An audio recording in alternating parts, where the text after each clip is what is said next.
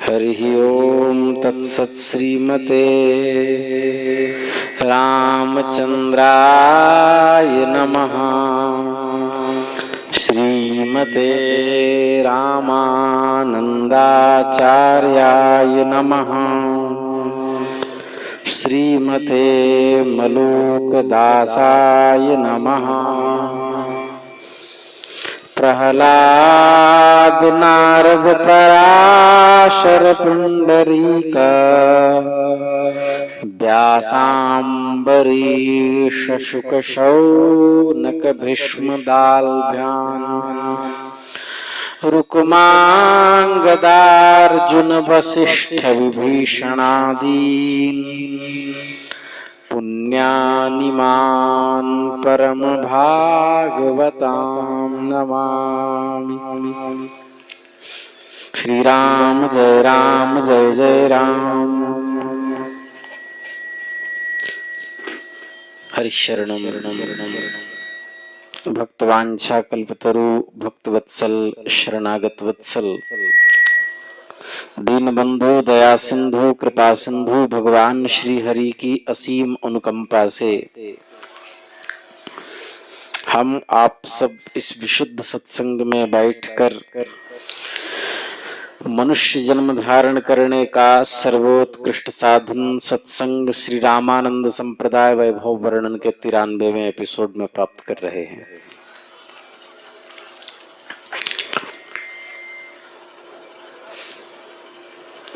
तो अश्वमेध यज्ञ की चर्चा चल रही थी। गुरुवर की आज्ञा के अनुसार लक्ष्मण जी ने कई कार्य उस यज्ञ के संभाले। यज्ञ में व्यस्तता होती है। 7वें दिन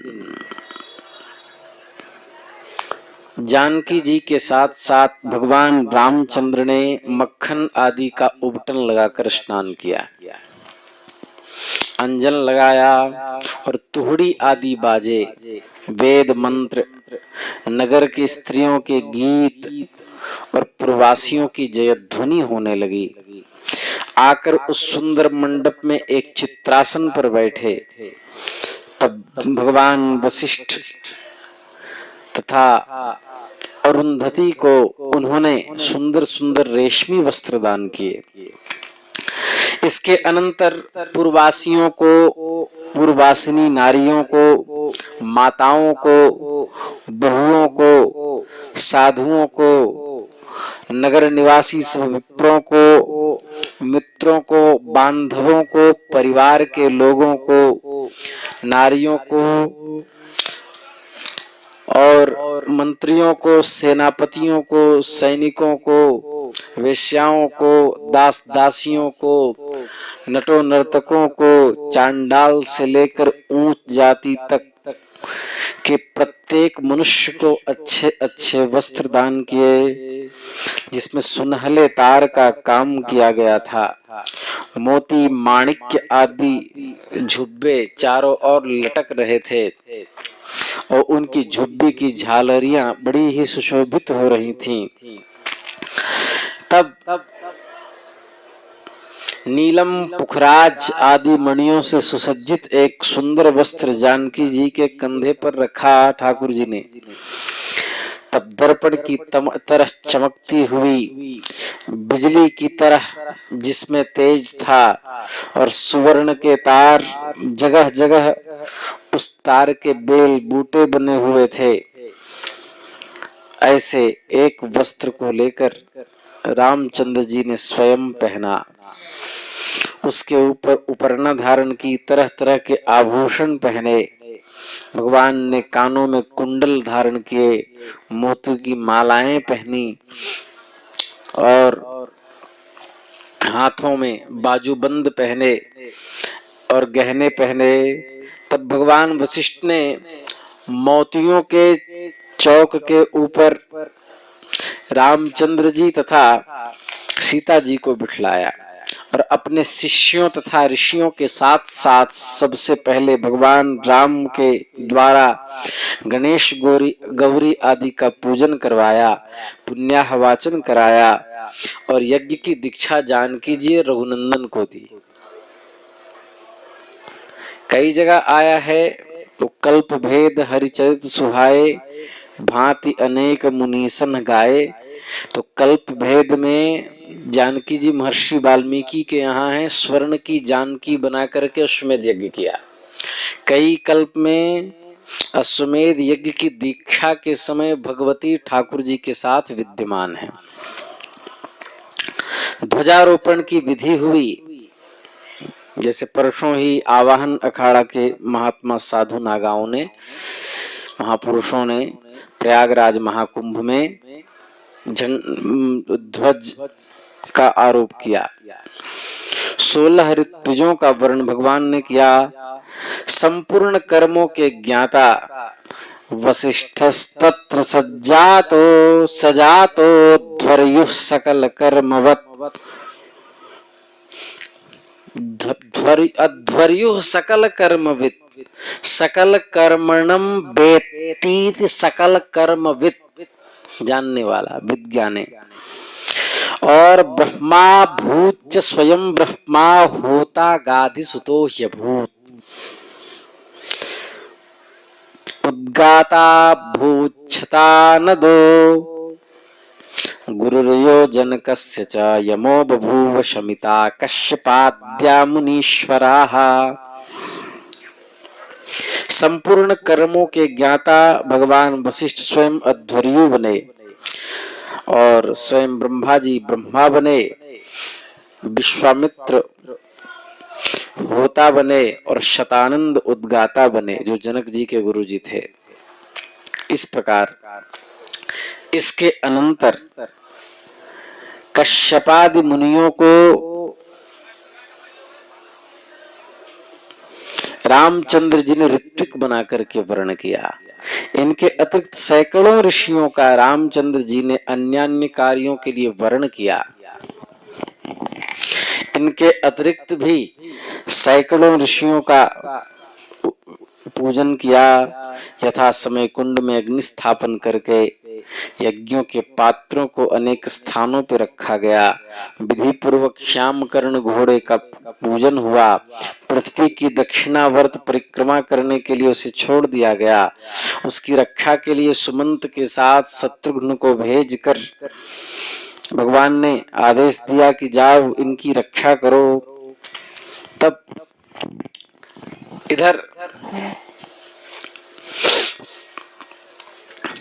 उस यज्ञ भूमि में हजारों ऋषि आकर बैठे हुए थे और यज्ञ के आहुति के बाद जो समय अवकाश बचता, जैसे महाभारत के राजसूय यज्ञ में युधिष्ठिर आदि पांडव श्री कृष्ण के नेतृत्व में शास्त्रार्थ करते थे, अवकाश में सत्संग करते थे, ठीक तद्वत भगवान राम यज्ञ से अवकाश प्राप्त होने के बाद सात्विक सत्संग लाभ प्राप्त करते थे। और उस समय रामचंद्र जी केवल काले मृग चर्म धारण किए और हाथ में कुशा लिए एक साधारण वेश में बैठते थे कथा सुनने के लिए। फिर उनमें करोड़ों सूर्यों का तेज होता था और गुरु वशिष्ठ के पास बैठते थे। इसलिए विद्वानों का मानना है उस समय जो सत्संग हुआ उसी को योग वासिष्ठ कहते हैं। कुछ विद्वानों का ऐसा मानना है। यज्ञ की दीक्षा हो जाने पर सब भ्राता फूल की मालाएं तथा अच्छे अच्छे कपड़े पहने बहुत सुंदर दिख पड़ते थे। उनकी स्त्रियां भी सुशोभित आभूषणों से होती थी। इसके अनंतर बाजे बजने लगे, नृत्यांगनाएं नृत्य करने लगी। बहुत से ऋषिगण आ पहुंचे। अश्वमेध यज्ञ की खबर पाकर हजारों महर्षिगण आकर के एकत्रित होने लगे। कौन कौन थे उन ऋषि का नाम लेकर के आज वाणी को हम विराम देंगे, क्योंकि एकादशी है और पेट में कुछ है नहीं। तो आप लोग थोड़ा थोड़ा भी सत्संग सुनिए। तो उस समय कौन कौन थे, तो कहा मार्कंडेयो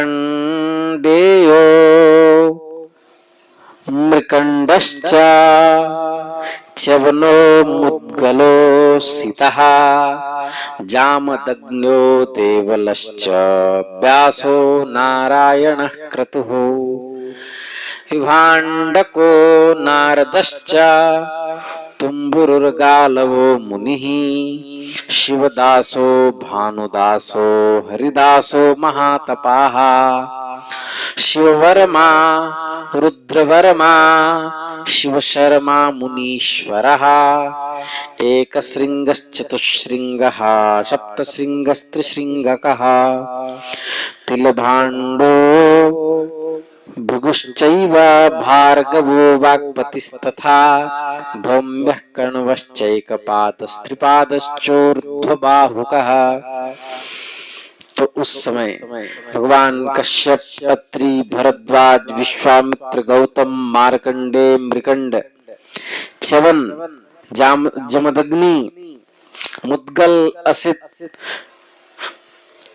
जामदग्नि मतलब परशुराम, देवल, व्यास, नारायण, क्रतु, विभाण्डक श्रृंगी के पिता, ऋषि श्रृंगी के पिता, नारद, तुम्बुरु, गालव, शिवदास, भानुदास, महातपस्वी हरिदास, शिववर्मा, रुद्रवर्मा, मुनीश्वर शिव शर्मा, एक श्रृंग, त्रिश्रृंग, चतुश्रृंग, सप्तश्रृंग, तिलभाण्ड, भृगु, भार्गव, बृहस्पति, धौम्य, कण्व, एकपाद, त्रिपाद, ऊर्ध्वपाद, असित, देवल, पराशर, ऊर्ध्वनेत्र, ऊर्ध्वास्य, त्रिशिरा, वृद्ध, गौतम, पर्णात, चंद्र संज्ञक, ऋषि श्रृंग, मतंग, जाबाली, अगस्त, दधीची, शौनक, सूत जी, सुतीक्ष्ण जी, लोमस ऋषि, वाल्मीकि, दुर्वासा, ये एक से एक विद्वान मुनिगण तथा और भी कितने ही ऋषि और कितने गृहस्थ ऋषि स्त्री पुत्रों तथा शिष्यों के साथ आते रहे। उनमें से बहुत ऐसे थे जो केवल पत्ते खाकर रहते थे, कोई वायु पीकर रहते थे, कोई कुशा के अग्रभाग से जल लेकर पीते और उसी के काल यापन करते। कुछ ऐसे थे जिन्होंने भोजन का त्याग कर दिया था। कुछ ऋषि भिक्षान्न ही खाते थे, कुछ दूसरे के हाथ का भोजन नहीं करते, स्वयं पाकी थे। कितने ही ऐसे थे जो किसी से मांगना पसंद नहीं करते थे, कोई तो कोई संभाषण ही नहीं करते थे। कुछ मुनि वल्कल पहने थे, वस्त्र पहने थे, कोई गेरुआ कपड़ा धारण किए थे, कोई मृगचर्म पहने थे, कोई दिगंबर थे, कुछ महर्षि वृक्ष के पत्तों से शरीर ढके हुए थे, कोई पंचाग्नि तापने वाले थे। एक बात यहाँ पर आई, धूम्रपान व्रताः केचित केचित त्यक्तैषणाः परे। तो टीकाकारों ने धूम्रपान का अर्थ किया है गांजा और चरस का व्रत। यह नितांत ही अशुद्ध लेखनी है। ये हिंदी करने वाले ने यहाँ पर अविवेक का परिचय दिया है। धूम्रपान व्रतः, ये बात कच्छ के प्रकरण में वहां पर श्री महाभारत ग्रंथ में भगवान शुक्राचार्य के जो पुत्री हैं, क्या नाम है उनका, देखो नाम भूल गया, वहां देवयानी के प्रकरण में बात आई है कि ऋषि संजीवनी विद्या सीखने ऋषि पुत्र आए और उन्होंने उल्टे लटक करके मिर्च की धुनी भी तापी है। इससे यह पता चलता है, ये शायद महाभारत में होगा, कई जगह पर ये चर्चा संजीवनी विद्या की है, तो उसमें धूम्रपान करने की विधि है। अर्थात ऋषि जो उल्टे लटक करके लाल मिर्च का होम दे करके उसके धुएं में रहकर भगवान नाम जप करते, ये अर्थ यहाँ सम्यक होगा। चरस गांजा कहेंगे तो बहुत लोगों को सपोर्ट मिल जाएगा। तो इस प्रकार कितने ही जंगलों, बगीचों, पर्वतों, किलों, आश्रम के निवासी ऋषि अपनी स्त्री तथा बच्चों के साथ आ पहुंचे। रामचंद्र के उस अश्वमेध यज्ञ को देखने के लिए दशों दिशाओं से करोड़ों ऋषि इसी तरह अपने शिष्यों के साथ वहां प्रतिदिन आ रहे थे। रामचंद्र भगवान ने प्रत्युत्थान, आसन, मधुपर्क आदि से पूजन किया। उसी यज्ञ भूमि में रामचंद्र जी ने विधि पूर्वक अनेक वस्त्रों और आभूषणों से कामधेनु का पूजन किया। उसकी सींगें सोने से मढ़ाई और किंकिणी और नूपुर आदि पहनाए। इस प्रकार रामचंद्र जी ने प्रार्थना की गैया से कि हे क्षीर सागर उत्पन्न करने वाली कामधेनो, तुम हमारे यहाँ अतिथि के रूप में आई हो, ब्राह्मणों को अन्नादि दान से तृप्त करो। हे जगदम्बिके, मेरे ऊपर प्रसन्न होइए। इस प्रकार विनती करके एक गलीचा बिछाकर भोजनशाला में ला करके कामधेनु को बांध दिया। इसके पश्चात उस सुरभि ने प्रसन्न होकर छहो रस के अन्न सीता को दिए। तब से पाकशाला में न तो कोई भट्ठी जलती थी, न कोई पदार्थ बनाया जाता था, लेकिन वहां पर आए हुए सभी ऋषि इच्छा अनुसार भोजन करके प्रसन्न हो रहे थे। जिन जिन वस्तुओं को रामचंद्र जी ने अपने मन में चाहा, उन सबको उनके दो मणियों कौस्तुभ मणि और चिंतामणि ने बात की बात में पूर्ण कर दिया। इस तरह सीता जी ने जो कुछ चाहा सो कामधेनु ने त्रैलोक्य के दुर्लभ वस्तुओं को भी देकर उनकी इच्छा पूर्ण की। यज्ञ भूमि में चारों ओर जब ब्राह्मणों की मंडली भोजन करने के लिए बैठती थी, तब जय घोष होता था, सिय हरि नारायण गोविंदे, भजो रामा कृष्ण गोविंदे। गोविंद गोविंद गाओगे, प्रेम पदार्थ पाओगे। गोविंद नाम विसारोगे, जीती बाजी हारोगे। सिया हरि नारायण गोविंदे, भजो रामा कृष्ण गोविंदे। पुरी अयोध्या सरयू तीर, जहाँ विराजें सिय रघुवीर। हाँ, जय गौ माता जय गोपाल, भक्त वत्सल प्रभु दीन दयाल। सिया हरि नारायण गोविंदे, भजो रामा कृष्ण गोविंदे। इस प्रकार पंगत बैठती। अब भरपेट ब्राह्मण वहां भोजन करते। इस प्रकार लक्ष्मण जी पूड़ी फेरते, इमरती फेरी जाती, सारी लीलाएं होती। आगे की कथा हम कल कहेंगे। श्री वृंदावन बिहारी लाल की जय।